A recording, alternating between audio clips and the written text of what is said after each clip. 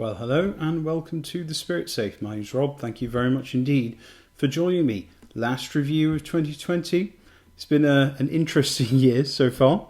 I'll do a roundup. I'll record a video just rounding up everything I've reviewed this year and just maybe a couple of picks of the litter. But otherwise, this will be the last substantive review.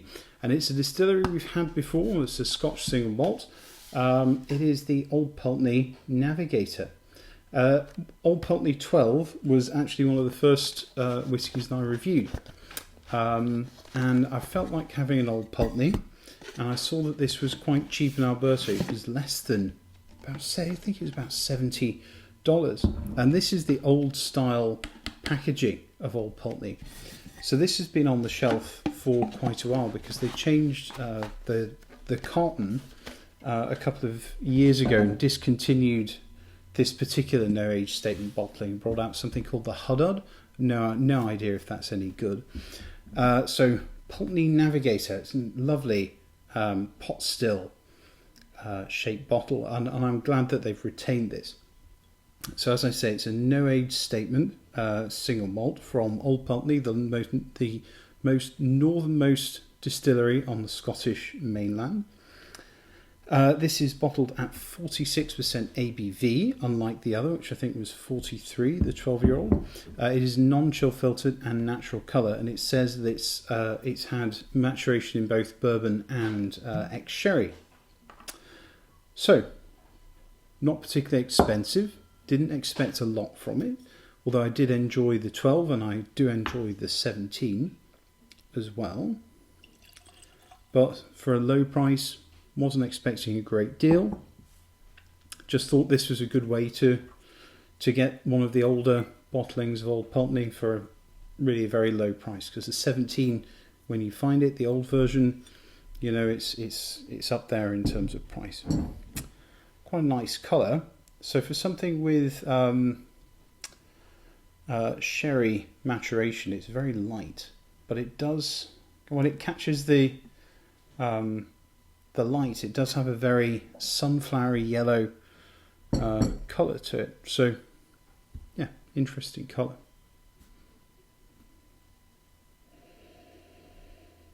And tell this is going to be a spirit-led experience. It's not a particularly old whiskey, and immediately gives away its coastal roots. Lots of sea breeze, very, very salty on the nose. And you pick out vegetal sort of aspects. So it's peat without the smoke is how somebody else described it. And that explains it perfectly. So you get all of the coastal notes, all of the seaweedy type organic notes, but without any kind of wood smoke. Quite a lot of citrus, lemon, orange. There's some vanilla and fudge in there as well.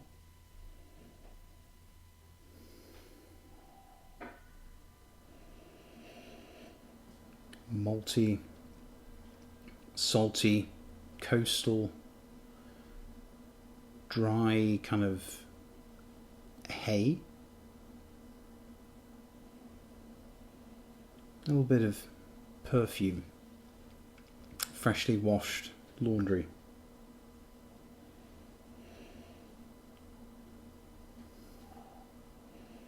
Slightly mineral note to it, maybe a little bit chalky. The sherry I found difficult to pick out, but I'm picking up a very dry red wine. So I don't get, it's not a sherry monster. I'm not getting lots of dried fruit and really juicy notes off it. It's just kind of a little bit of a wine influence, but it's a dry wine.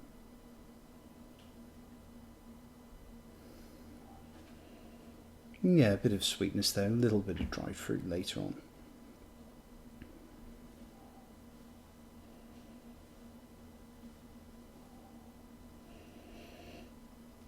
Sour apple. really very regional, really very coastal.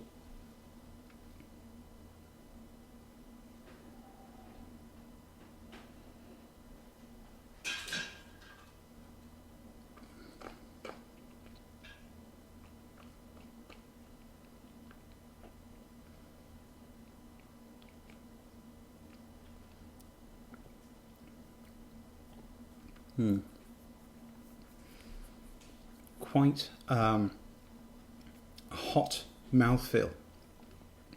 Much more sweetness going on, but it's still very briny as well. That coastal feel. You know, there's malt, green sort of verdant notes to it. The citrus, lime peel, lots and lots of spice. Lemongrass, dryish red wine again, mulled wine spices, maybe a little bit chalky as well.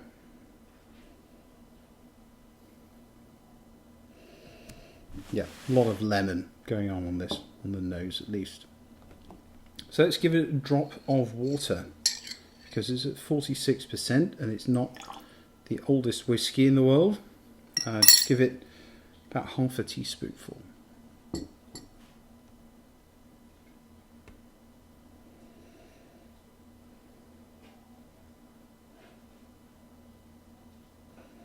A bit more chocolate and cream barley, but still citrusy. More grapefruit now.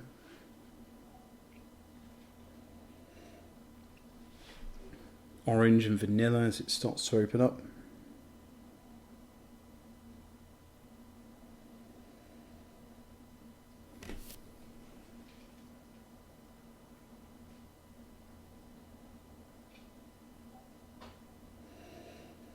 A little bit of cocoa.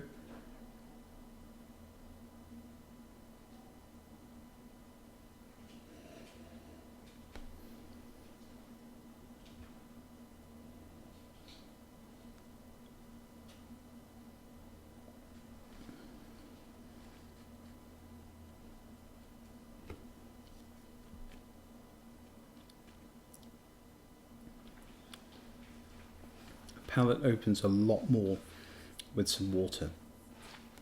Moves on to the finish with a bit of fudge. Malty, citrusy, spicy. Again, much more honey on the palate with just a little bit of water to open it up.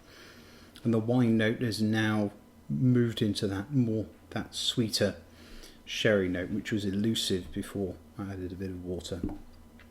The finish has got very bitter dark chocolate, salty licorice, cinnamon, citrus, dry spice, a verdant sort of green note to it, bitter herbs, a warmth of an alcohol sort of warmth there, but it is a little bit off. It's certainly not an old whiskey.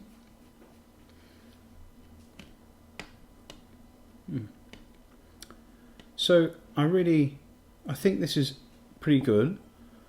It definitely showcases Old Pulteney, although it's obviously not a perfect Old Pulteney. It showcases the sort of coastal style, I think, quite well for a low price. Now, I wouldn't go out and want to spend $150 on this, but for $70, $75, $80, I think it's absolutely fine.